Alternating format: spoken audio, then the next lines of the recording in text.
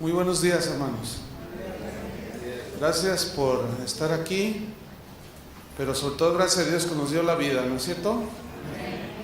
Así es que vamos a la palabra. ¿Qué les parece? Abran su Biblia en Filipenses 3:18.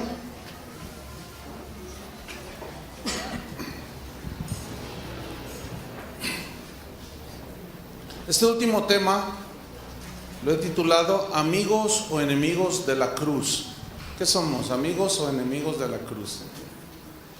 Bien, vamos a leer Filipenses capítulo 3, versículo 18. Este era algo que dijo el apóstol Pablo, que ya sucedía desde esos tiempos, fíjense nada más. Y vamos a leer.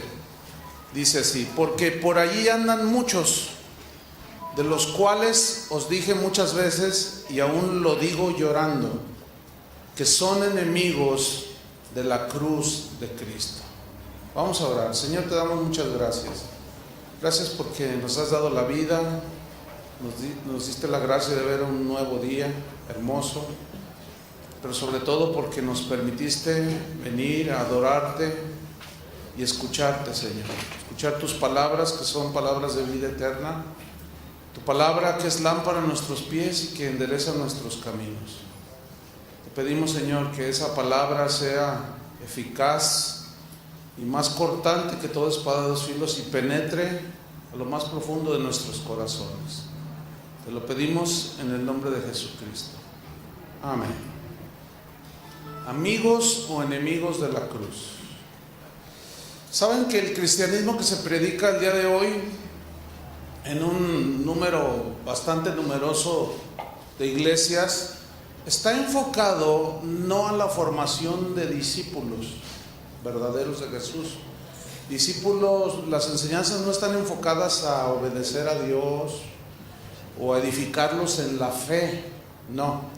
La mayoría de las enseñanzas que se dan el día de hoy en las iglesias es un cristianismo centrado en los sentidos naturales, en ver, tocar, ¿sí? Sentir, gustar, oír, solo para entretenerlos y hacerlos sentir bien. Ese es en realidad lo que está sucediendo en muchos lugares. Pero esto está llevando a muchos cristianos no solo a olvidar la cruz, sino lo más grave es que los está llevando a ser enemigos de la cruz. Hay un sistema de pensamiento, una filosofía que se conoce como el subjetivismo. ¿En qué consiste? El subjetivismo es un sistema de pensamiento o es una filosofía que tiene que ver mucho con el modo de pensar, con el modo de sentir, con el modo de gustar las cosas. El subjetivismo como sistema de pensamiento y por consecuencia de vivencia le da mucho énfasis a yo pienso, yo creo, yo siento, no me gusta, sí me gusta, o sea, todo centrado en yo, ¿sí? Le concede una gran importancia a este sistema de pensamiento, le concede mucha importancia a las emociones humanas, ¿sí? A los sentidos puramente humanos, a los sueños, a las fantasías, el estar ahí, a la intuición, el estar imaginando, yo imagino que voy a hacer esto, al instinto. Bueno, todos estos son impulsos motivados por los sentidos y las emociones humanas. Ahora, tienen su lugar, ahí están, Dios nos las puso. Lo vamos a descubrir a través de la enseñanza que no es por medio, los sentidos naturales no son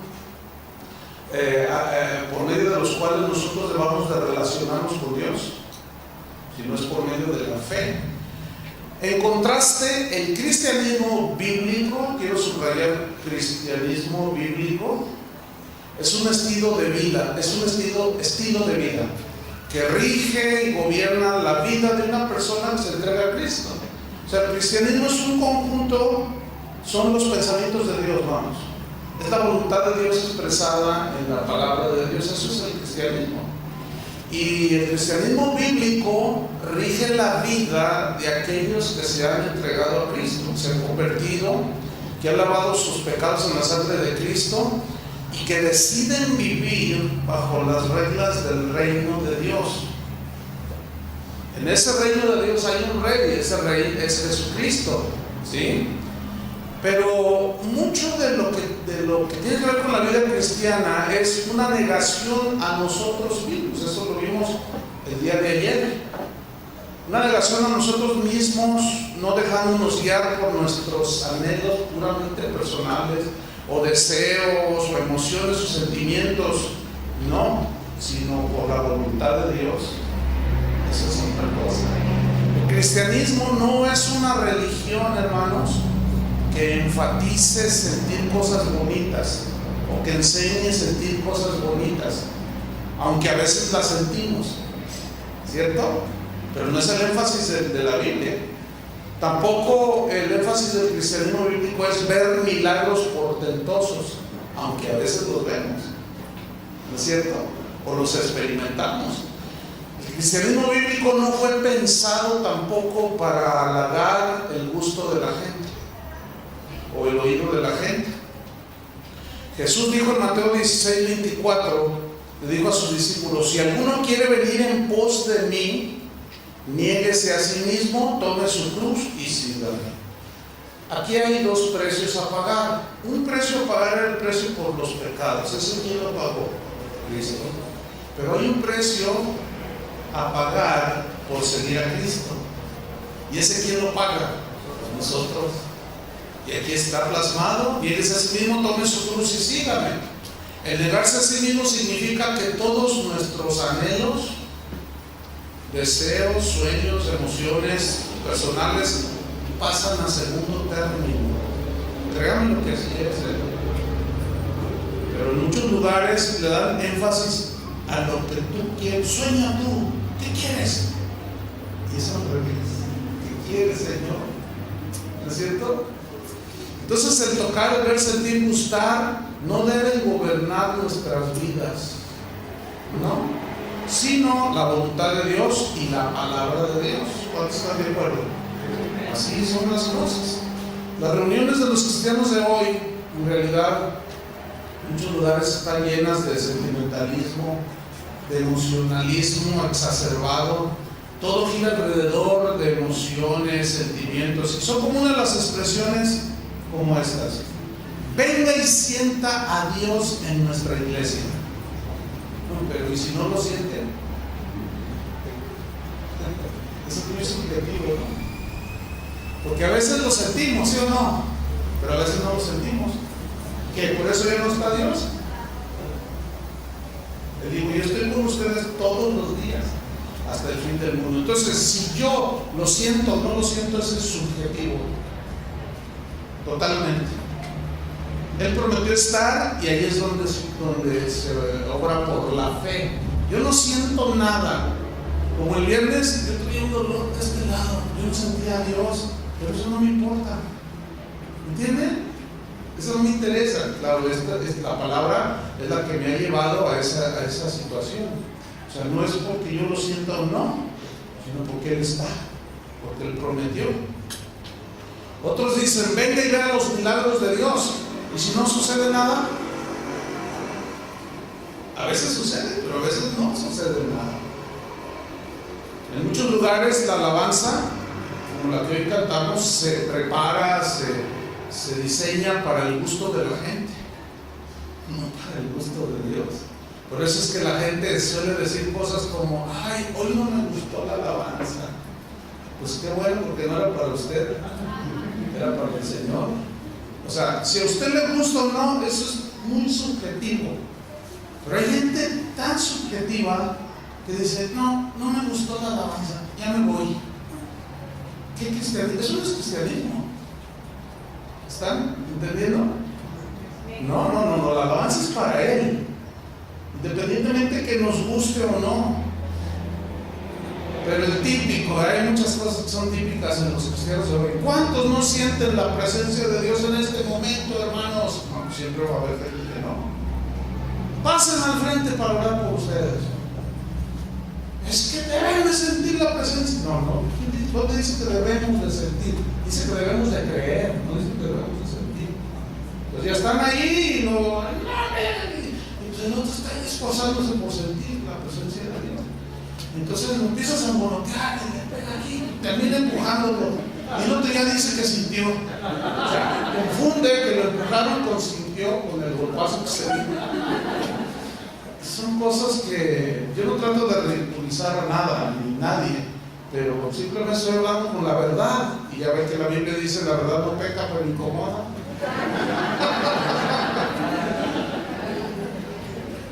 Fíjense, otros dicen cosas como: ¿por qué Dios no me da lo que le pido?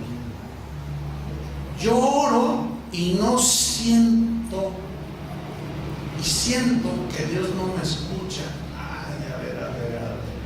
Esa es una falta total de conocimiento de la Biblia, de Dios. Fíjense lo que dice la gente: yo oro y siento que Dios no me escucha. Es que no es de sentir, es de creer. Otros dicen: es que yo no veo que Dios haga algo a mi favor, yo no veo. Bueno, su cristianismo está basado en sentimientos, en emociones, en deseos, gustos personales, y por consecuencia, escuche bien, son cristianos débiles. Cualquier cosa los tumba, ¿sí? Son cristianos desconcertados, volubles. Hoy son cristianos, mañana ya no, pasado ya se les olvidó. Son cristianos que tienden a la depresión. Finalmente, muchos de esos cristianos dejan supuestos cristianos, dejan a Cristo, simplemente porque no fueron satisfechos sus emociones, sus sentimientos, sus deseos, sus sueños.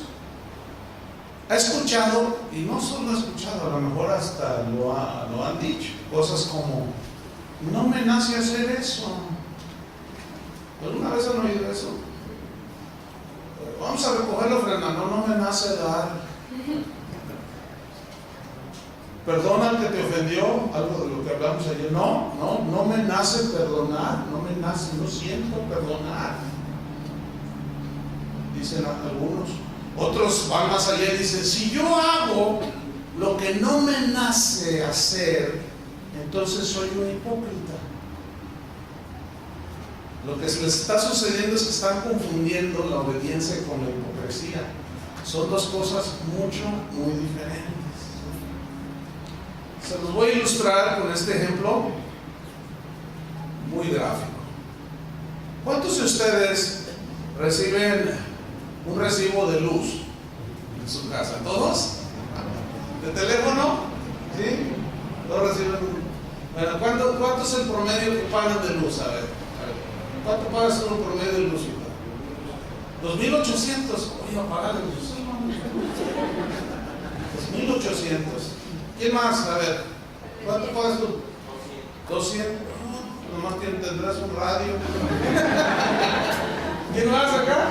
700. Se entiende que bimestral, ¿no? ¿Sí?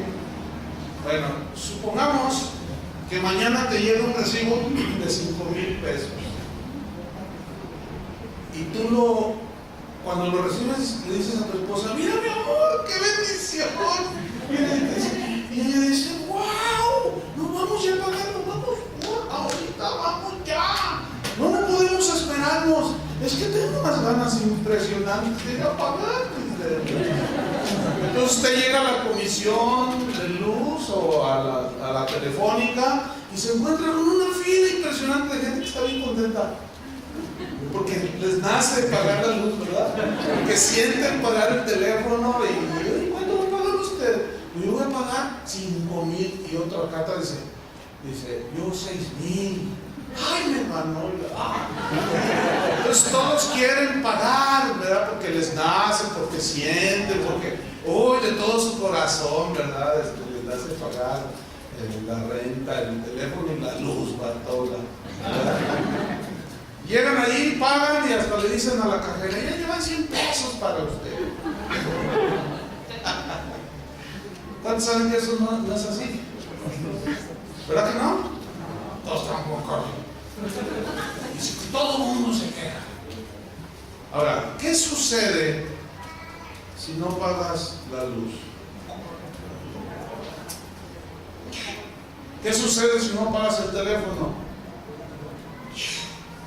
En otras palabras, ¿pagas o pagas? ¿Te nazca o no te nazca? ¿Sientas o no sientas? Ahora, si tú pagas no sintiendo, entonces eres un hipócrita porque vas y pagas.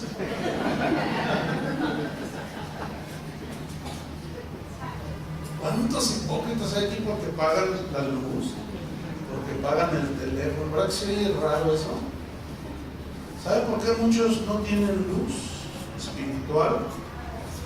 ¿Sabe por qué muchos tienen la luz del teléfono, la línea cortada? Porque Dios te dice, perdona, es un mandamiento.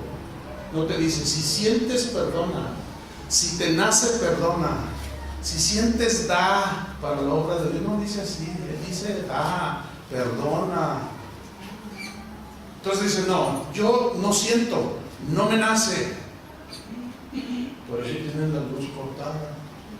Porque confunden la obediencia con la hipocresía. Dios nunca ha dicho en su palabra así, si lo sientes, hazlo. Si te nace, hazlo. Noé, dime, Señor, aquí tu siervo, quiero que hagas esto. Bueno, mira, si sientes hacer un arca, hazla.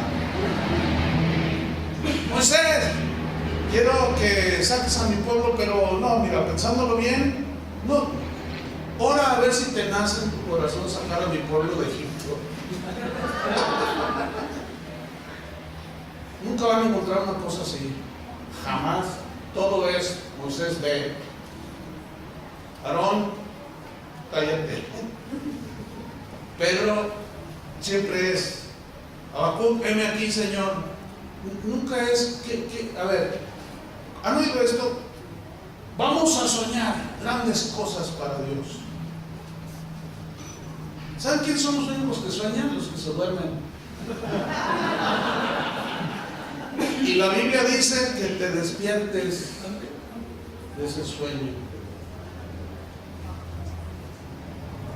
Dios no está para cumplir nuestros sueños, nosotros estamos para cumplir su voluntad. Esa es otra cosa. ¿Sí o no? Como les dije ayer, se me hace que están entendiendo, se les ve la cara. Vamos a la segunda de Corintios 5:7, para que vean cómo Pablo, por ejemplo, era un hombre entendido en esto y lo enseñó. Aquí está la Biblia. Segunda de Corintios 5:7 dice así: porque por fe andamos, no por vista. Ahí está. La fe es del Espíritu, ¿cierto? Fe es la convicción de lo que no se ve. Dice ahí en Hebreos. Pero dice Pablo, nosotros andamos por fe. Fe significa total y plena confianza en Dios. Aunque no lo veamos, aunque no lo sintamos, aunque no nos nazca, eso no importa. Dios lo que pide es fe. Él dice, Jesús dijo, tened fe en Dios. Y luego dice, andamos por fe, no por vista. La vista es de los sentidos humanos. Por eso es que muchos, al darle mucho énfasis en lo que se ve, venga, que caen piedras, diamantes, polvo de oro, como si no conocieran el oro. Mire, yo se lo enseño. Tengo aquí una joya de oro. A los que no conozcan el oro, ¿se ve cómo se mueven las cosas? Ahora, cuando no funciona, lo de lo que no cae nada, o que no se ve ni un milagro, luego ya no saben qué hacer. Y siempre están buscando tratar de satisfacer el ver de la gente, el oír de la gente, el sentir de la gente, el tocar de la gente, y nunca los edifican en la fe. Ese no es el cristianismo. Tomás es el tipo de creyente dominado por sus sentimientos y emociones. Es el prototipo del creyente que se mueve por lo que ve, por lo que toca y por lo que siente, y no por la fe ni la obediencia. Vamos a Juan capítulo 20, versículo 18, para ver algo sobre este que posteriormente, bueno, que era un candidato a un discípulo, a un apóstol. Cómo Jesús tuvo que tratar con él, como va a tratar con nosotros también. ¿Sí? Juan capítulo 20, versículo 18. Aquí es después de que Jesús ya había resucitado. Dice: fue entonces María Magdalena para dar a los discípulos las nuevas de que había visto al Señor. Se le había aparecido. ¿Se acuerdan que fueron a la tumba y ya no estaba? Y los ángeles dijeron: ¿por qué buscáis al que vivo está? Y luego ya que el Señor se les revela: ve y diles a los míos que están allá llorando. Y luego dice: cuando llegó la noche de aquel mismo día, el primero de la semana, estando las puertas cerradas. Bueno, me salté un poquito ahí en el versículo 18. Dice: fue entonces María Magdalena para dar a los discípulos las nuevas de que había visto al Señor, y él le había dicho, y que él le había dicho estas cosas. Cuando llegó la noche de aquel mismo día, el primero de la semana, estando las puertas cerradas en el lugar donde los discípulos estaban reunidos por miedo a los judíos, vino Jesús y puesto en medio les dijo: paz a vosotros. Y cuando les hubo dicho esto, les mostró las manos y el costado, y los discípulos se regocijaron, ¿qué? Viendo al Señor. Ahora, ¿cómo estaban antes? Mal, porque les dijo: paz a vosotros. Los vio todos así sacados, Señor, paz a vosotros, y les volvió la paz. Todavía, dice, después de unos años su fe flaqueaba. Y luego les dice, y los discípulos se regocijaron viendo al Señor. Ok, vamos al versículo 24. Juan 20, 24. Pero Tomás no estaba en la reunión, como algunos no vienen a la reunión. Entonces pues no estaba allí. Dice: pero Tomás, uno de los 12, llamado Dídimo, no estaba con ellos cuando vino Jesús. Y le dijeron pues los otros discípulos: al Señor hemos visto. Él les dijo: si no viere, subrayen, si no viere en sus manos la señal de los clavos, y metiere, y metiere mi dedo en el lugar de los clavos, tocar, y metiere mi mano, tocar, en su costado, no creeré.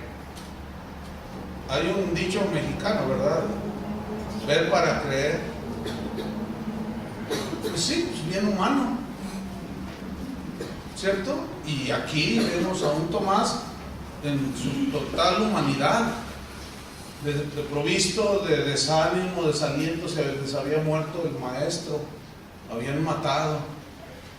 Ese mismo Tomás fue aquel que, cuando le dijeron a Jesús que Lázaro había muerto y que se paró en la tumba, que Jesús dice: vamos con él, y luego Tomás dice: vamos para que muramos con él.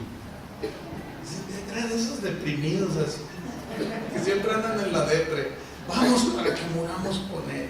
Y yo me imagino al Señor mirándolo así, bueno, voy a darle enseñanza. Y llega ante la tumba de Lázaro y sus hermanas: Señor, si hubieras estado aquí.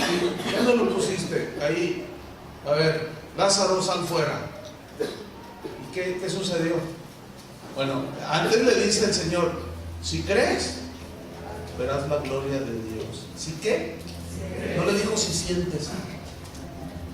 ¿Verdad que no? Si ves, verás la gloria de Dios. Tampoco le dijo.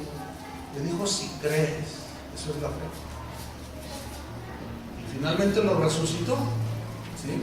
Bueno, ese mismo está diciendo: si no metiera el dedo en el lugar de los clavos y mi mano en su costado, no creeré. Versículo 26.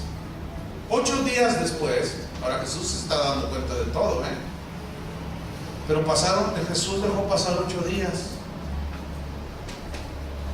Estaba otra vez sus discípulos dentro y con ellos Tomás. Después de todo, allí estaba en la reunión. Después dice: llegó Jesús, estando las puertas cerradas, y se puso en medio y les dijo: paz a vosotros. Luego dijo a Tomás: pon tu dedo aquí, pon aquí tu dedo y mira mis manos, toca. ve, mira mis manos, y acerca tu mano, toca, y métela en mi costado, y no seas incrédulo, sino creyente. Entonces Tomás respondió y le dijo: Señor mío y Dios mío. Jesús le dijo: porque me has visto, Tomás, creíste. Pero ¿qué tal si no me hubieras visto? Pero luego ve a continuación la afirmación de Jesús: bienaventurados los que no vieron y creyeron. ¿Qué está haciendo Jesús aquí? Lo que está haciendo Jesús aquí es que le está dando más importancia a la fe que a lo que él sentía y tocaba. Y él no ha cambiado. Si tú no subes ese escalón hacia la fe y la confianza en Dios, vas a ser uno de esos cristianos sentimentales. Ay, me torció la boca, ay, no sé qué. Ay, me siento así, ay, hoy no voy a la iglesia porque no me nace, ay, no, pues quieres que venga el arcángel Gabriel y te cargue y te traiga acá. No, tenemos que poner en operación la fe. Abraham era un hombre distinto, él obró muy distinto a Tomás. Su vida, la vida de Abraham, era una vida dominada por la fe y por la obediencia. Mira lo que dice en Hebreos 11:8 respecto a Abraham. Hebreos 11:8 dice así: por la fe Abraham, siendo llamado, ¿qué hizo? A ver, me espero, no llevo prisa. Hebreos 11:8. Por la fe Abraham, siendo llamado, ¿qué hizo? Ahora, se nota aquí como algo así como que, ¿y para qué? ¿Algo de alegata de Abraham con Dios? No, lo llamó. Ahora, ¿cuál fue el llamamiento? ¿Alguien sabe qué le dijo? Abraham, salte de tu tierra y de tu parentela. Así le dijo. ¿A dónde? No, a la tierra que yo te mostraré, tú salte. Y salió sin saber a dónde iba. Dice aquí: por la fe Abraham, siendo llamado, obedeció para salir al lugar que había de recibir como herencia, y salió sin saber a dónde iba. Eso es obediencia de alto nivel. ¿Qué les parece? El problema de nosotros los cristianos es la obediencia, la falta de obediencia.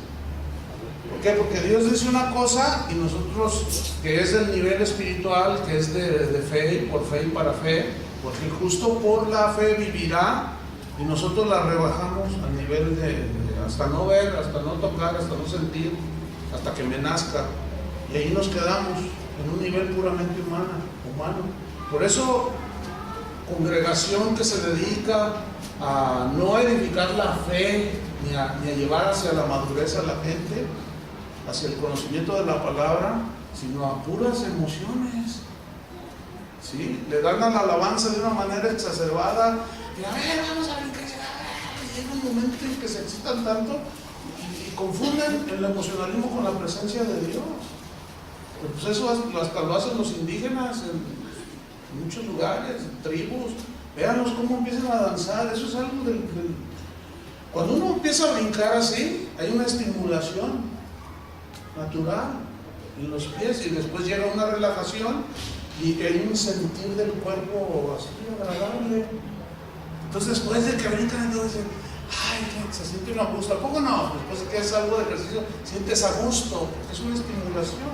Entonces, estimulación al cuerpo cuando se exacerba de manera, digamos, exagerada, por ejemplo en la alabanza, manifestaciones así, después viene como un relax, vamos a decirlo así, y ellos dicen que es la presencia de Dios. No, lo que pasa es que están sintiendo sensaciones bonitas.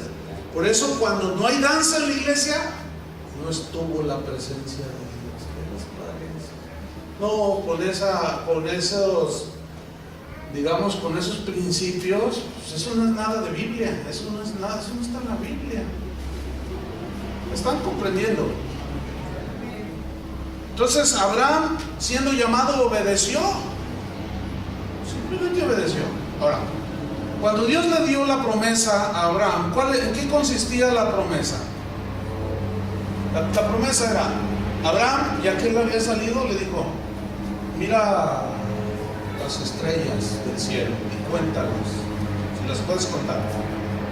Entonces Abraham sale y mira, dice, así será tu descendencia, como las estrellas del mar y la arena, las estrellas del cielo y la arena del mar, así será tu descendencia. Y dice la Biblia, y creyó Abraham a Dios y le fue contado por justicia.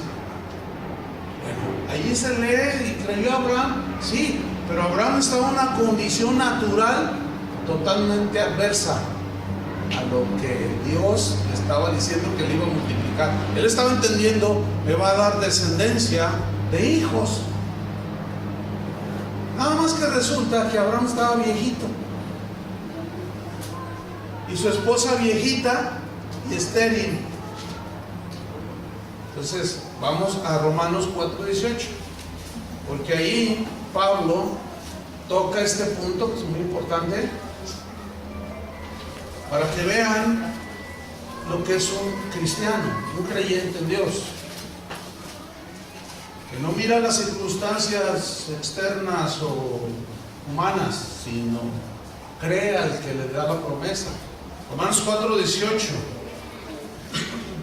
Dios le da la promesa, él cree y dice así, Romanos 4:18, él creyó, o sea, Abraham creyó en esperanza contra esperanza para llegar a ser padre de muchas gentes, conforme a lo que se le había dicho, así será tu descendencia, como las estrellas del cielo.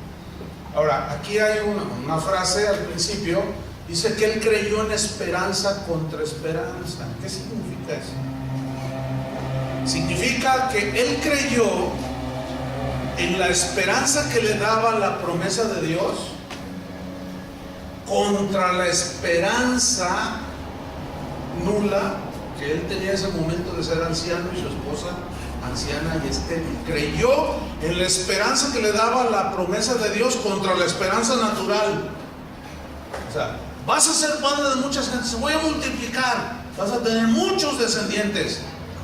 Entonces Abraham le creyó, pero luego se miraba al espejo. Yo me imagino así como que cerraba los ojos, se miraba, luego miraba a la viejita Sara. Ahora fíjate, lo que él veía, escucha, lo que él veía era contrario a lo que Dios le estaba diciendo. ¿Sí o no? Lo que él veía, lo que él sentía era lo contrario a lo que Dios le estaba diciendo. Ahora, ¿están viendo cómo Abraham se está rigiendo por la fe y no por lo que veía ni sentía? ¿Están entendiendo? Él creyó en esperanza contra esperanza para llegar a ser padre de muchas gentes, conforme a lo que se le había dicho, así será tu descendencia. 19. Y no se debilitó en la fe. Su fe no flaqueó. ¿Por qué? Fíjate, no se debilitó en la fe al considerar su cuerpo, o sea, al ver su cuerpo, ver, al sentir el mismo, que ya no era posible, que estaba ya como muerto, siendo de casi 100 años. Ahora, fíjense Dios cómo es. Abraham se llamaba Abraham, padre excelso, pero Abraham, padre de multitudes. Pues Dios le cambia el nombre y Abraham cree eso, que Dios le va a dar descendencia. Ahora se puede imaginar en el vecindario, cuando sale Abraham a ver sus ganados, qué sé yo, y Sara le dice, Abraham, porque Dios le había cambiado el nombre, padre de muchas gentes, se te olvidó el sándwich, la torta ahogada. Y Abraham volteaba, porque sabía que le estaban hablando a él, y todos los vecinos, miren los viejos. Fíjate lo que le está diciendo, padre de muchas gentes, no tiene un hijo. Ay, pobrecito. Ellos no hicieron caso a la crítica, hermanos. ¿Entienden? ellos estaban confiando en la promesa de Dios. No consideró su cuerpo casi como muerto, siendo de casi 100 años, o considerar, mira lo que dice 19, la esterilidad de la matriz de Sara. Es decir, era imposible que tuviera un bebé, humanamente. En Guadalajara hay una familia, ella no tenía matriz, se la quitaron. Le dijeron que nunca iba a tener hijos. Pues su hijo ahorita ya es ingeniero. Lo tuvo sin matriz. ¿Qué les parece? Eso es un milagro, está ahí documentado. Los médicos, no, el médico que le estipó la matriz casi se vuelve loco. Desgraciadamente no se convirtió. Fíjense qué cosa viviendo. Acá en los milagros no asegura nada. Pero ahí está. El muchacho ya hasta se casó, hace como 7 años. Versículo 20 dice: tampoco dudó. La duda.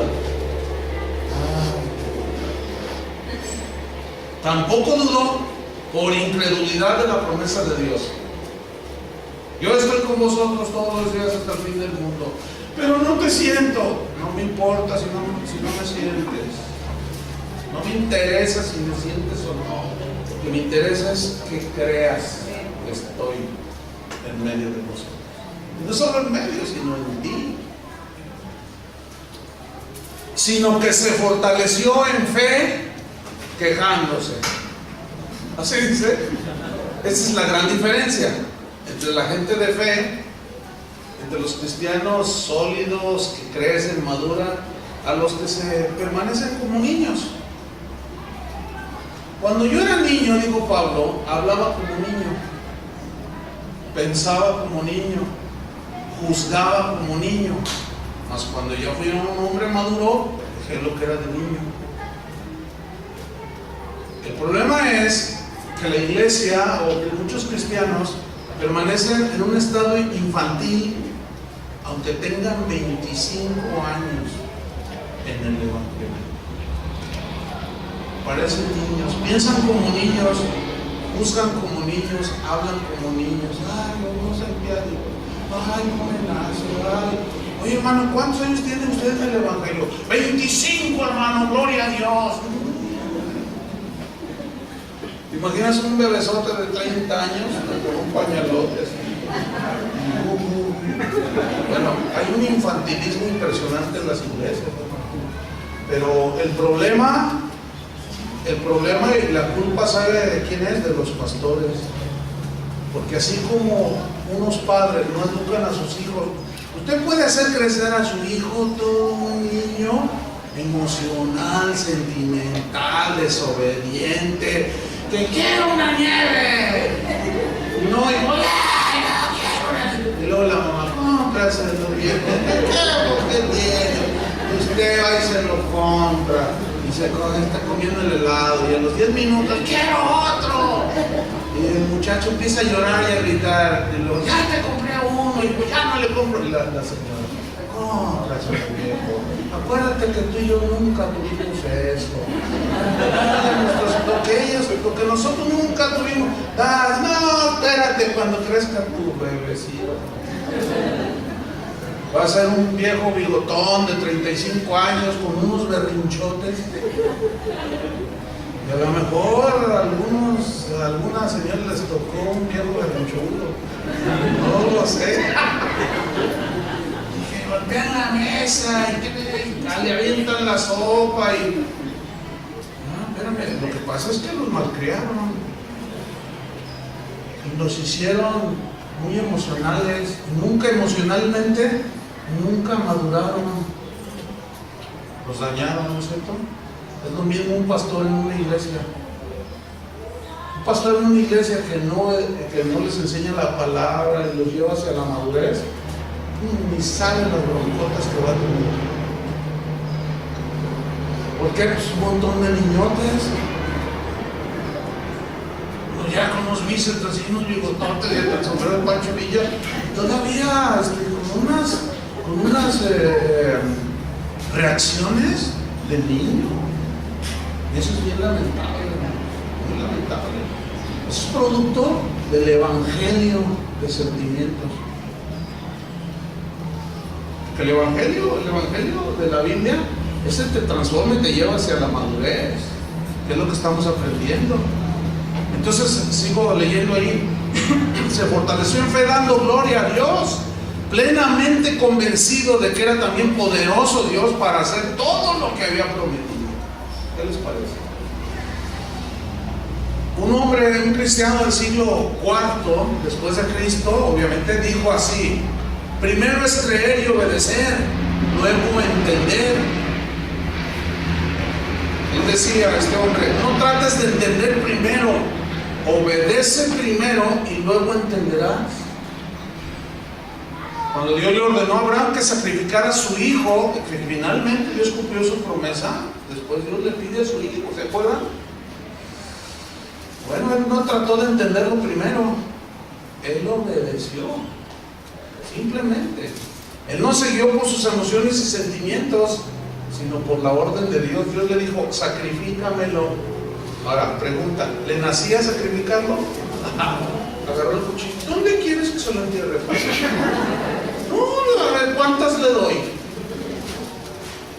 Se ha de sentir bien bonito, ¿verdad? Degollar a su hijo. Así es que, rápido, dime. No, súbete al monte y, ay, ¿para qué tal? Aquí una vez, Señor. Una vez le doy aquí. ¿Ustedes creen que le nacía? ¿Que sentía? Pues claro que no. Sin embargo, vemos en la Biblia, en Génesis 22:1, dice, aconteció que Dios probó a Abraham y le dijo, Abraham, y él respondió, heme aquí. Siempre lo llevaba de gloria en gloria en la fe.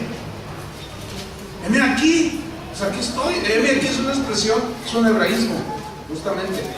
Es una expresión propia de los judíos que dicen, Señor, ordena, dime qué quieres que haga. Eso significa heme aquí. Y le dijo, toma ahora tu hijo, tu único Isaac, a quien amas, a quien amas, y vete a tierra de Moriah y ofrécelo ahí en holocausto sobre uno de los montes que yo te diré. Ni siquiera le dijo el cual, y él salió, y van caminando.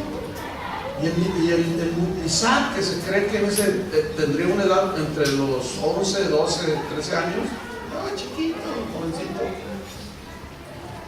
Me dice, oye, pues aquí, papá, pues aquí está la ley, aquí está todo, pero ¿dónde está el holocausto? ¿Se imaginan a Abraham? Yo me lo imagino con un nudo en la garganta, volteándose para que no lo viera Isaac, su rostro, o a lo mejor sus lágrimas. No te preocupes, hijo, Dios proveerá. Eso es feo, hermanos, ¿eh? Y le está enseñando a su hijo, no te preocupes, hijo, Dios proveerá. Cuando estés en una prueba, procura que tus hijos vean un hombre de fe.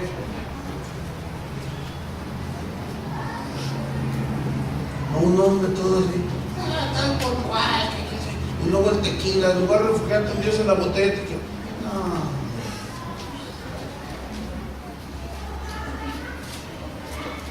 Pero ¿quiénes son los que comúnmente les sucede eso? Los que han sido instruidos en un evangelio de sentimientos, no de fe. ¿Ve la importancia también de dónde usted se reúne a escuchar la palabra?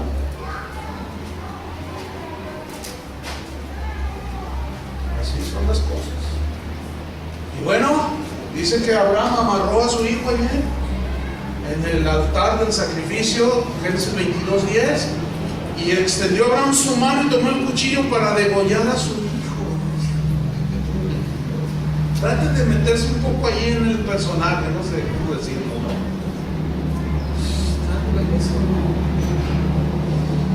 Y ahí estaba Abraham y estaba a punto, dice el versículo 11. Entonces el ángel de Jehová, que la mayoría de los estudios de la Biblia concuerdan que era Jesús.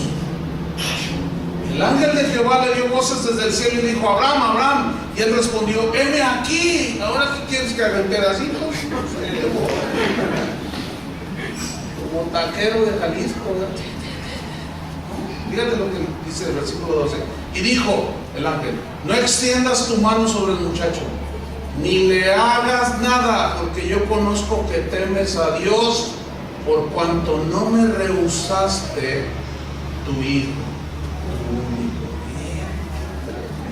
Y de repente mira, estaba un carnero ahí trabado. Qué tremenda historia, ¿a poco no? Dice, qué bellísima historia respecto a la fe y la obediencia, el crecimiento y la madurez, ¿no es cierto? ¿Sabe cómo la usan los falsos? Tanto Isaac, lo que más te duele, tu carro te duele más, ofréceselo al Señor.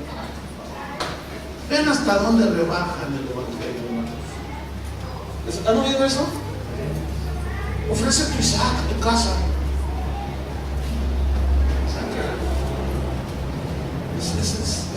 Es un pisotear el evangelio, es un pisotear la fe. Ya, mejor les hablo cosas de la Biblia. ¿Qué les parece?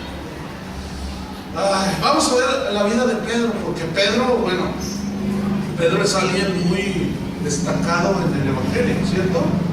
Bueno, ¿cómo era Pedro? Pedro era un hombre muy sentimental, se entiende que era un hombre rudo, porque su profesión de pescador, pues, no es algo fácil. Si una vez o algunas veces, porque a mí me gusta pescar, que tiras la cañita y agarras un estamán y ya casi te tumba, o pontarraya o algo, pues, bajo el sol se necesita cierta rudeza física, ¿no es cierto?, para ser un pescador.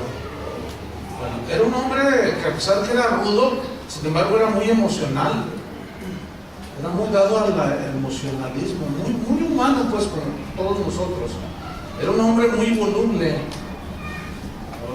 hoy negro, mañana blanco, hoy sí, mañana, o sea, era muy inestable, era muy precipitado, muy acelerado. Cuando quiere prender a Jesús, saca la espada y ¡chá! La oreja. Un hombre ahí, ¿ustedes creen que le quería cortar la oreja? No, pues que él se sacó. No, ¿creen que le quería cortar la oreja? Le quiso partir. Pedro, guarda tu espada. Que yo soy cristiano, pero yo le rompo no sé qué. Pedro, así era Pedro, como usted comprenderá. Como yo comprenderé. Bueno, Jesús le cambió el nombre, se llamaba Simón, y le dijo, serás Pedro. ¿Qué significa Pedro? Piedra. Bueno, dándole a entender que él iba a tratar de hacerlo sólido como una roca, que él iba a transformar su carácter, su vida, porque de otra manera no le iba a servir mucho como apóstol, como un mensajero del evangelio, porque iba a ser muy emocional. Hay predicadores que lloran en el púlpito, pero no porque quieren manipular las emociones de la gente. Ay, hermanos, mi carro me lo robaron. ¿No quisieran verlo a su pastor en una joven? Todos, amén. Y el otro por acá chillando y diciendo, va bien esto, va bien. Oh, hermanos, tampoco no merezco, soy un pastor. Entonces, pues órale, cáiganse con una vez. Ahora todavía en su joven ahí. Y las obras creen que hicieron la voluntad de Dios. Dios no quería de Pedro un hombre de esos. Él quería un hombre bien sólido, con emociones, porque esas siguieron ahí. Las emociones siguen ahí, pero no dominado por las emociones, sino con un carácter sólido que lo llevaran a no negarlo a la hora de la hora, porque una vez lo hizo, ¿se acuerdan?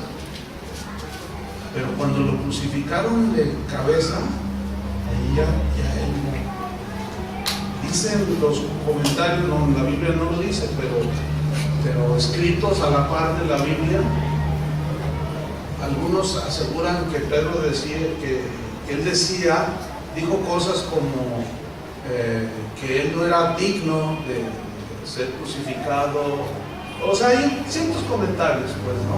Pero ahí ya él no negó a Jesús, aguantó, sólido como una roca, así tenía que ser. De otra manera, pues sus sentimientos, su volatilidad, qué sé yo, pues lo iban a llevar por otros caminos que no eran los caminos de Dios. Jesús tenía que tratar con su carácter para hacerlo sólido como una roca y transformarlo de ser un hombre muy emocional, muy arrebatado, precipitado, acelerado, a ser un hombre de fe y un hombre equilibrado, obediente, manso, dócil, etc. Vamos a ver algo de él. Vamos a Mateo 16:13. Vamos a ver algunos detalles muy interesantes. Vamos a ver cómo Dios trató con él. Mateo 16:13. Dice: viniendo Jesús a la región de Cesarea de Filipo, preguntó a sus discípulos diciendo: ¿quién dicen los hombres que es el Hijo del Hombre? Ellos dijeron: unos dicen que eres Juan el Bautista, otros dicen que eres Elías, otros que eres Jeremías o alguno de los profetas. Y él les dijo: ¿y vosotros quién decís que soy yo? Quiero que noten que él le preguntó a todos: ¿y vosotros quién decís que soy yo? ¿Quién contestó? Bueno, ahí se ve un rasgo. Alguien que tiene iniciativa es bueno, alguien que tiene iniciativa, pero tiene que ser discipulado. ¿Sí? Fíjense, vamos a aprender. Respondiendo, Simón Pedro dijo: tú eres el Cristo, el Hijo del Dios viviente. Ahora, yo les pregunto esto. Ese mismo entendimiento, eso que dijo Pedro, ¿eso mismo creía Juan? Sin duda. ¿Sí o no? Andrés, sin duda. El único que se puede dudar que creía esto era Judas, pero el que respondió fue Pedro. Tú eres el Cristo, el Hijo del Dios viviente. Entonces le respondió Jesús: bienaventurado eres, Simón. Ahora, ¿por qué no le dijo Pedro? Si le había cambiado el nombre. Porque todavía le dice Simón, o sea, como Jesús sabe todo, es como si él le dijera: pues sí, mira, bienaventurado porque no te lo reveló carne ni sangre, sino mi Padre que está en los cielos. Pero como Jesús sabía que unos pocos momentos después iba a hacer algo y posteriormente lo iba a negar, hasta se lo profetizó cuando les dijo que iba a padecer y iba a ser llevado a la cruz. No, le dice: yo me muero contigo. Dice: ay, Pedro, siempre acelerado. Pero mira, Satanás me ha pedido para zarandearte como trigo. Y dice: pero yo he rogado que tu fe no falte. Pero le di permiso porque ¿cómo te hace falta, Pedro? La zarandeada era la negada, la negación. Y le dijo: mira, antes el gallo cantará, ¿cuántas veces? Algunos ya dejaron al gallo ronco, porque les canta y nomás no reaccionan. Pedro reaccionó. Cuando negó a Jesús y oyó el canto, se acordó, dice, y lloró amargamente. Algunos, el gallo ya lo tienen bien ronco.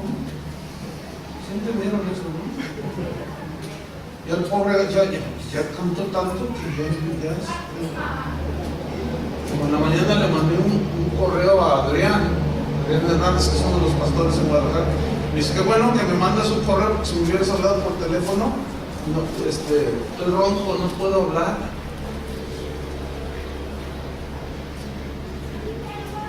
El Señor permitió que Pedro pasara una cosa así. Tenía que ser tratado, hermano. Bienaventurado eres, Simón, hijo de Jonás, porque no te lo reveló carne ni sangre, sino mi Padre que está en los cielos. Qué tremendo. Ahora, vamos al versículo 20 del mismo capítulo. Dice: entonces mandó a sus discípulos que a nadie dijesen que él era Jesús el Cristo. Oigan, ¿no les desconcierta esto? Si se trataba de ir a proclamar que Jesús era el Cristo, ¿no? Pero aquí me surge una pregunta: ¿por qué? ¿Por qué Jesús les dijo: pero no le digan a nadie quién soy yo? Todavía. no les intriga eso? ¿Saben por qué? Porque la gente tenía un concepto erróneo del Mesías, concepto que ya expliqué en estos días, y los que estuvieron, pues, ya no puedo repetirlo. Ellos se habían formado un pésimo imagen de lo que era el Mesías, y no con el Mesías Jesús, el verdadero. Pero yo no lo puedo explicar, necesito escuchar todas las enseñanzas. Versículo 21, fíjate, dice: desde entonces comenzó Jesús a declarar a sus discípulos que le era necesario ir a Jerusalén y padecer mucho de los ancianos. Esa frase, padecer, en el griego es sufrimiento extremo. ¿Cuál era el sufrimiento extremo? ¿La qué? La cruz. Él les estaba diciendo a sus discípulos que ya sabían que Él era el Cristo, el Mesías esperado, y ellos lo miraban y decían: pero es necesario que yo padezca, es necesario que muera. Fíjate, se los dijo claramente, y no solo una vez, varias veces. Es necesario padecer mucho de los ancianos y de los principales sacerdotes y de los escribas, y ser muerto por medio de crucifixión. Los discípulos escuchándolo: Señor, pero no les entraba. Pongan mucha atención en el desenlace de la enseñanza. Y ser muerto y resucitar al tercer día. Fíjate el versículo 22. Entonces Pedro, tomándole aparte, comenzó a reconvenirle diciendo: Señor, ten compasión de ti, de ninguna manera esto te acontezca. Ahora, ¿en qué versículo le dijo: tú eres el Cristo, Hijo del Dios viviente? En el 16. En el versículo 16, Pedro había tenido una revelación profunda de que Jesús era el Hijo de Dios. Escúchenme bien: el conocer las Escrituras y aún tener revelación no implica, así como consecuencia, madurez. No. La madurez viene por el trato de Dios hacia nosotros. Yo conozco gente que sabe Biblia, pero que sabe un montón de Biblia, tienen mucho conocimiento, pero tratan mal a la esposa, maltratan a los hijos, violan las leyes de tránsito, son tranzas en el trabajo, hacen de todo, pero hasta te corrigen: no, pastor, usted dijo esto, y hasta te dice: y el griego dice esto y lo otro, y usted se equivocó. Y luego la esposa mirándolo: ay, tu diario con tus... todos los pastores andan diciendo que están mal. Y dice: ay, rápido. Miren, de esto que estoy comentando, cuando alguien tiene actitudes así, lo primero que le digo: oye, ¿le puedo preguntar algo a tu esposa? Yo le quiero preguntar: ¿me dejas algo? Nada. Que te deba preocupar. Bueno, a ver. Oiga, hermana, ¿cómo la trata su esposo? Como honesta.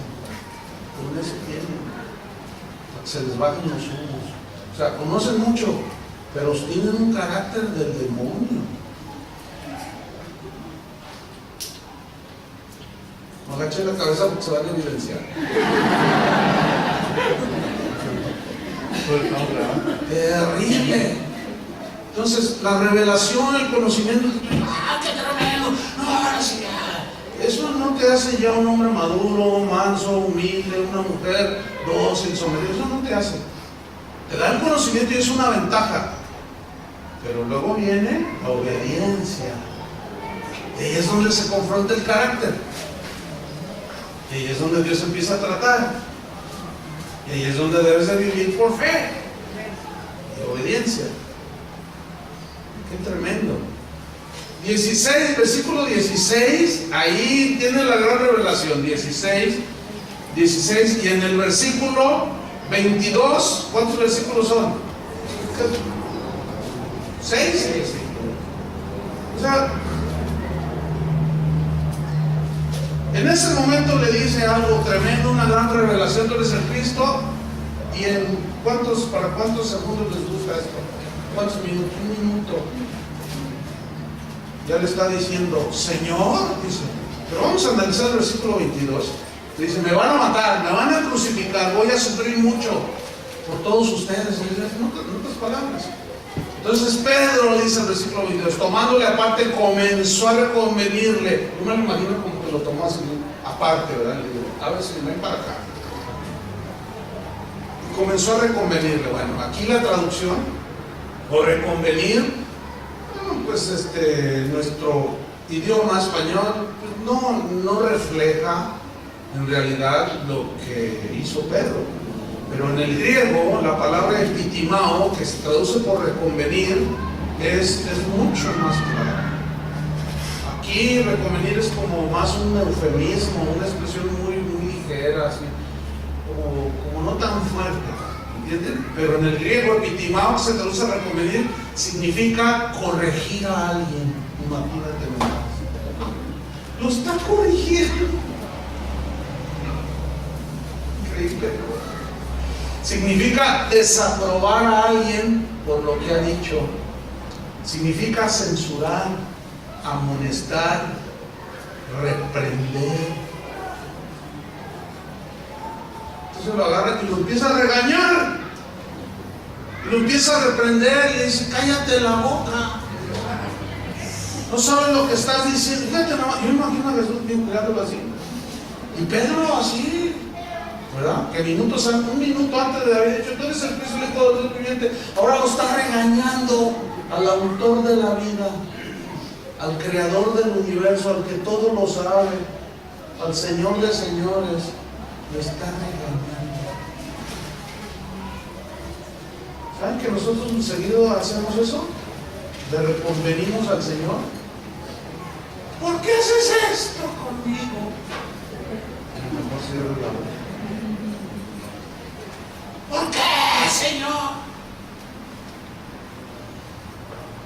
No, mejor, como dijo Job, no, ahora ya entiendo, mejor callaré, ¿verdad? De oídas a oídas, ya. Y ahora mis ojos te ven todo así, pero ahora me arrepiento, dice, por haber hablado, sin ton ni son. Porque hubo un momento en que Job sí le dijo, Señor, y donde dijo, ok, ¿quieres que dialoguemos? Sí. Siéntate, yo te preguntaré y tú me contestarás. Ya se sentía bien teólogo, ya se sentía bien pastor, ya bien maduro, todo. Le digo, ok, a ver, ¿dónde estabas tú cuando yo fundaba la tierra? Bueno, pues cállate la boca. ¿Dónde estabas tú cuando yo puse los fundamentos de la tierra, del universo?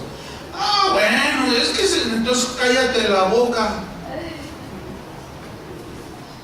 Más que el Señor es bien paciente, ¿verdad? Y empezó a regañar al Señor y le dice, Señor, ten compasión de ti. Miren lo que le dijo, en ninguna manera esto te acontezca. De ninguna manera esto te acontezca. ¿Saben ustedes lo que le estaba diciendo? Cuando le dice, ten compasión de ti, en el griego es una palabra que se traduce por Dios no lo quiera.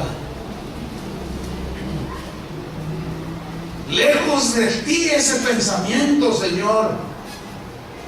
Esa fue la expresión sentimental, emocional de un bien intencionado Pedro, pero equivocado. ¿Sí o no? Pedro amaba profundamente al Señor, sin duda. Y tenía en su mente y en su corazón el mejor deseo para él, porque nadie desea mal a las personas que ama, ¿sí o no? Y Pedro sin duda que amaba a Jesús, pero sus sentimientos eran sinceros, sí, pero sus sentimientos humanos, sus emociones humanas no le permitían ver la importancia de la cruz. No le alcanzaba. ¿Por qué? Por la idea equivocada que tenían del Mesías, por culpa de los maestros de Israel que les enseñaron mal, les hablaron de un Mesías como Napoleón, así imponente y en un caballo blanco y se sentó en un burro. Dice, no, no cabe en mi mente, este no es el Mesías que me enseña. Por eso cuando cristianos oyen el mensaje del evangelio en las iglesias cristianas, no les entra, porque tienen otra idea de Jesucristo, tienen otra imagen de Jesucristo distorsionada. Les hablas las verdades del evangelio y no les entran. Y dicen, no, vámonos de aquí. Exageran, legalistas. No entienden, porque están en un nivel humano totalmente, y así los han tenido por años. La idea equivocada de ver a su maestro sufrir tal clase de muerte no entraba en los planes de Pedro ni en la mente de Pedro, Eso era simplemente inaceptable.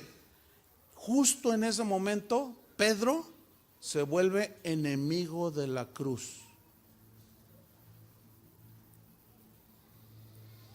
¿Están dimensionando? Ahora, todo lo que hemos hablado en estos 2-3 días,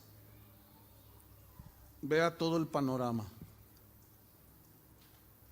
El mismo apóstol Pedro, a cualquiera le puede pasar esto.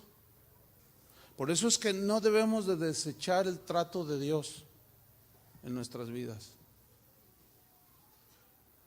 Toda enseñanza que evada la aflicción por el trato de Dios en nosotros no es evangelio.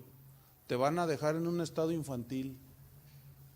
Pero toda enseñanza que te lleva a la fe, a la búsqueda de Dios y a soportar con gozo y alegría las tribulaciones, y aún en los momentos más difíciles, aceptando la voluntad de Dios, ese es el evangelio, hermanos, el que cambia tu corazón. Cuando a mi padre le dio un infarto cerebral, yo he orado por mucha gente para que Dios las sane. Yo he visto milagros extraordinarios. Y ahí estaba mi papá en estado de coma. Entonces yo me acerqué con él, entonces a orar, para orar por él. Entonces yo le impuse mis manos y el Señor me dice, no ores por él, ya me lo voy a traer conmigo. Habla con tu madre y prepárala. Así me dijo, ya no ores, ya es el tiempo de él. Pues me levanté y fui a hablar con mi mamá y empecé a hablar con ella 2 horas, porque mi mamá es una mujer muy sensible, de todo llora, ¿sí? Pero Dios ha tratado con ella. Y le explicaba y le hablé, y estaba hablando justamente con ella cuando el doctor me hace así, me dice, su papá está en agonía. Si quiere entrar en sus últimos momentos, y entramos mi esposa, ¿verdad? Llevas tú, creo que mi hermano Carlos y yo, y estábamos ahí con él, y lo vimos cuando dio el último suspiro. Bueno, aceptamos la voluntad de Dios. El aceptar la voluntad de Dios es reconocer que Él gobierna, ¿entiende? Y murió. Entonces, y el médico ya se acerca y dice, ha muerto su papá. Entonces yo salgo de allí y voy con mi mamá. Le digo, oye mamá, fíjese que mi papá acaba de morir. Y su reacción fue tremenda. Dijo, Señor, gracias por los más de 55 años que me permitiste vivir con él. Qué diferencia hace la palabra de Dios. ¿Y qué hacen muchos cristianos? No dejes que el diablo se lo lleve. No, espéreme. No, el diablo lo mató. No, el diablo no tiene potestad de nada. El poderoso es el Señor, no el diablo. Tiene su poder el diablo, por supuesto. Pero el Señor es el que gobierna, ¿sí o no? Le pidió permiso a Dios para tocar a Job. Dios le dio permiso. Le dio permiso a Satanás, Jesús, para que tocara a Pedro. Pero Él no es dueño de nuestras vidas. Él dio la vida, Él es el que la quita. ¿Pero qué le enseñan a los cristianos de hoy? No aceptes la muerte de tu abuelita. Y tu abuelita ya tiene 750 años y está así. Y todavía no, yo arrebato. Y yo quién sabe qué, y yo declaro. Y yo quién sabe qué. Y la abuelita, ya déjame ir, hijo. Pobre tu abuelita. No, si les contara cada historia, hermanos. En 35 años de ministerio he visto ya muchas cosas. Una vez entré a una hermana que estaba allá. Y estaban los hermanos, ay pastor, usted va ahora y Dios le va a levantar la viejita como de 98.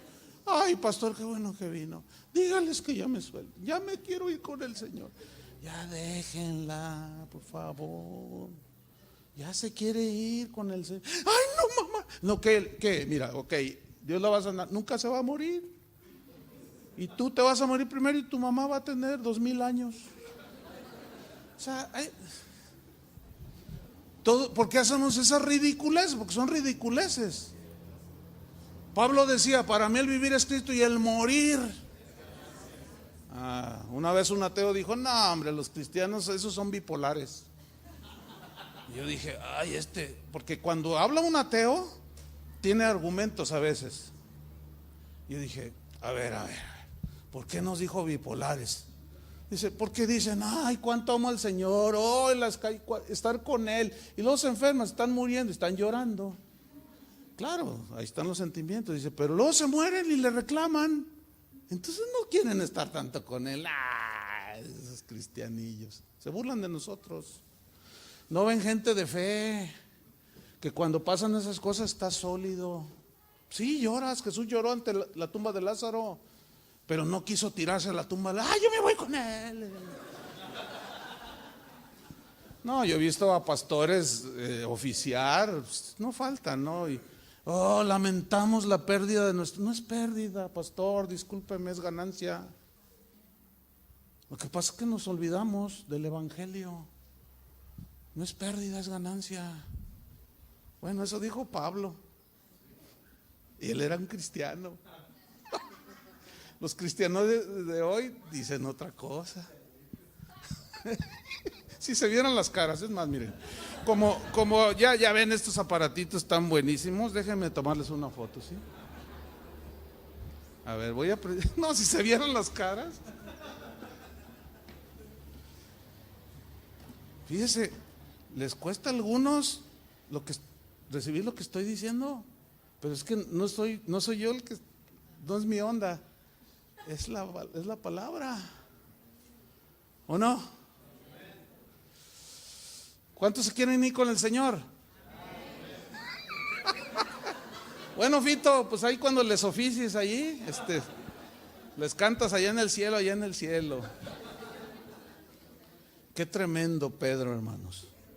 En ese momento, pero todavía no, dice. Como si nosotros decidiéramos, ahora sí ya. Ay, hermanitos. No, yo entiendo todo eso. Yo también, yo veo a mis hijos, veo a mi esposo. Bueno, pues, vienen los pensamientos, ¿no? Están las emociones, pero hay que ir luego a la fe, hay que ir a la palabra, ¿cierto? Bueno, vámonos al final. El sentir de Pedro era lógico, ¿no? Comprensible. Él amaba al Señor. 3 veces le dijo, Pedro, ¿me amas? 3 veces le dijo, te amo, Señor, te amo. Cuida mis ovejas, pero no me las vas a poder cuidar si no eres un hombre sólido. Si vas a estar ahí con todas tus emociones y tus cosas, no vas a poder pastorear bien mis ovejas. Tengo que tratar contigo. Según Pedro, Jesús no debía morir en una cruz, no para nada. ¿Qué le hizo pensar a Pedro que Jesús no debía morir y sufrir? Sus sentimientos, hermanos, sus emociones, su amor sincero, sin duda, pero equivocado. Qué ironía, ¿no? Qué ironía. Pedro tratando de que Jesús no obedeciera la voluntad del Padre, que justamente era que viniera a morir en una cruz por nosotros. A Pedro se le olvidó Isaías 53, que sin duda había leído muchas veces en la sinagoga.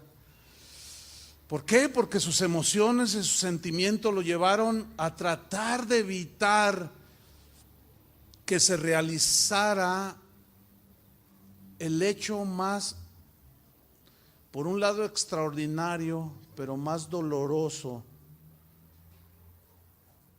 que ha existido sobre la tierra. Que el mismísimo Hijo de Dios haya venido a este mundo y haya padecido, como ya lo describimos el viernes, de esa manera para perdonar nuestros pecados. Pedro era sincero, pero estaba sinceramente equivocado. Si no hay cruz, no hay perdón de pecados. Y Pedro se interpone entre Jesús y la cruz. Aquí está la cruz, aquí está Jesús. Le dice: no, Señor, no, en ninguna manera esto te acontezca. Esto, no, dice: no, ¿cómo te nos va, Señor? No lo voy a permitir. Y ya cállate, ¿eh? Y lo regaña. Qué tremendo. Mira, hermano, lo mejor de nuestros sentimientos y emociones no pueden sustituir nuestra obediencia a las demandas de Dios, a las instrucciones de Dios, aunque eso implique sufrir, padecer y aún morir. Terminamos con la reprensión de Jesús a su amado discípulo, pero emocional y sentimental, Pedro. Versículo 23, pero él, Jesús, volviéndose, dijo a Pedro: quítate delante de mí, Satanás. Oh, eso sí duele. Ahora, algunos han interpretado como que Satanás se le metió. No. Un cristiano no puede ser poseído por Satanás, porque tiene el Espíritu Santo y no puede habitar el Espíritu Santo y el diablo en una misma habitación. ¿Usted permite que una rata viva en su casa? No, usted vive ahí, y si se quiere meter una rata, una cucaracha, para pronto la fumiga. ¿Usted cree que el Espíritu Santo, Jesús mismo viviendo en nosotros, va a permitir que el diablo entre? Por favor. Pero ahí andan cristianos liberando a cristianos de demonios. Pura y vil ignorancia. ¿En qué sentido es: quítate delante de mí, Satanás, me eres tropiezo? Satanás es el adversario de Dios. ¿Sí o no? El anticristo, que es un engendro de Satanás, es anti todo lo que es en contra de los propósitos de Dios. En ese momento, Satanás significa adversario, contrario, enemigo, ¿sí? En ese momento, Pedro estaba convirtiéndose en un aliado de Satanás, porque Satanás, como que, bueno, la Biblia dice que él no sabe todo, obviamente no es omnisciente, pero como que algo, esto estoy especulando, no es algo que está en la Biblia, ¿no? Pero como que en ese momento Satanás mismo, ya como dándose cuenta, me va a dar en la torre, en la cruz, porque eso es lo que dice Colosenses, ¿no? Que allí en la cruz se exhibió públicamente, triunfando sobre ellos en la cruz. Como que ya las huestes de Satanás, no, es que, pero ya era demasiado tarde, ya todo estaba. Y el plan de Dios no puede truncarse. Pedro la roca funcionando como piedra de tropiezo. Qué cosa, ¿no? Hay de aquel por quien vengan los tropiezos, dijo Jesús. Satanás lo que hizo fue aprovecharse del sentimentalismo y de la inmadurez, del emocionalismo de Pedro, y llenó su mente con una idea diabólica contraria totalmente a los planes de Dios. ¿Cuántos le dan gracias al Señor Jesús porque no le hizo caso a Pedro? ¿Saben por qué Jesús no le hizo caso a Pedro? Porque Jesús, Dios, no es sentimental como nosotros. Tiene sentimientos, el amor es un sentimiento. Así que ahí es donde, por sobre los sentimientos humanos está su voluntad, está la fe, ¿entiende? Está la obediencia que nosotros debemos de tener hacia Él. Por esa razón, Jesús le dijo a Pedro, fíjate, en el mismo versículo 23, cuando le dice: quítate delante de mí, Satanás, me eres tropiezo. Y aquí está: porque no pones la mira en las cosas de Dios, sino en las cosas de ¿quién? De los hombres. ¿Qué debemos hacer nosotros los cristianos? Poner la mira, ¿dónde? Las cosas de Dios, no en las de los hombres. Por ejemplo, fíjense, para tener un equilibrio y terminar, probablemente hay gente aquí que está enferma físicamente. Entonces, si nos dedicáramos a toda la reunión a hablar de sanidad física, está bien, porque es algo que Dios ha provisto para nosotros. ¿Están de acuerdo? Estaría bien, y oramos y está bien. Pero luego el siguiente domingo, otra vez. Y luego el siguiente domingo otra vez la sanidad. A ver, sienta la unción, a ver, paz, órale. Y todos los domingos lo mismo. No, discúlpeme. No, porque entonces ¿dónde está la formación? La instrucción por medio de la palabra.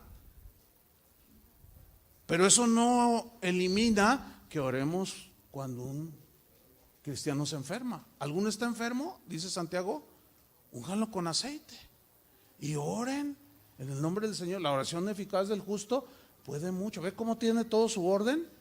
Pero todo aquello que vaya en contra de los propósitos eternos de Dios, porque la sanidad física es física. Y ya lo dijimos ayer, lo más importante que la necesidad primordial de un ser humano es salvación. Porque alguien puede curarse de un cáncer, de una lepra como los 9 leprosos. Pero pocas veces pensamos que esos 9 leprosos que se fueron, que recibieron un milagro, se volvieron a morir o murieron. ¿Dónde están esos 9 leprosos ahorita? En el infierno.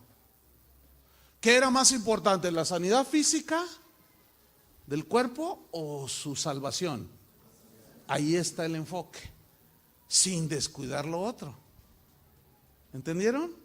Ese es el equilibrio, hermano. Si no, estamos poniendo la mira en las cosas de los hombres, en las necesidades del hombre, cuando la necesidad del hombre es la salvación y no los propósitos de Dios.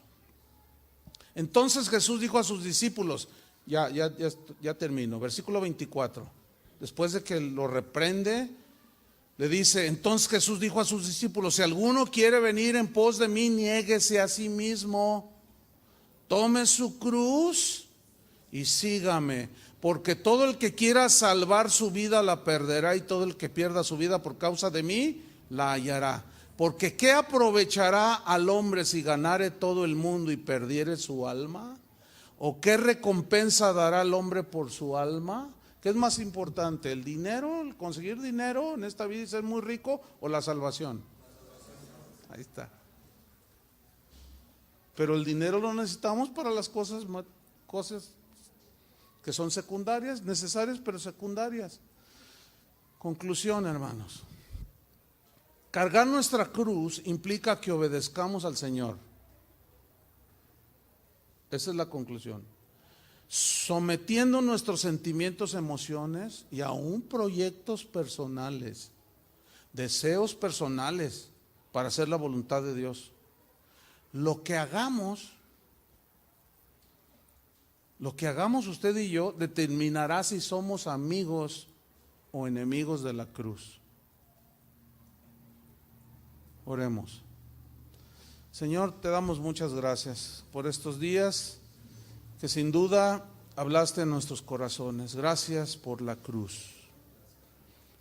Gracias, Señor, porque nos has traído a la memoria, al entendimiento y al conocimiento de que era necesario que murieras en esa cruz. Pagaste el precio de nuestra salvación. Tu sangre fue derramada hasta la última gota, sangre preciosa que limpia y borra nuestros pecados. Pero ahora, ya siendo salvos, nosotros hay un precio a pagar. El precio de la salvación ya fue pagado, pero hay un precio a pagar por seguirte a ti, Señor. ¿Por qué? Porque tú ya no contemplas, desde el momento de nuestra salvación, ya no contemplas nuestros deseos, anhelos o sentimientos, sino tú quieres hacernos hijos obedientes. Quieres formar a Jesús en nuestro carácter, en nosotros. Y aquí es donde hay un precio a pagar. ¿Por qué? Porque viene la negación y esa es la cruz.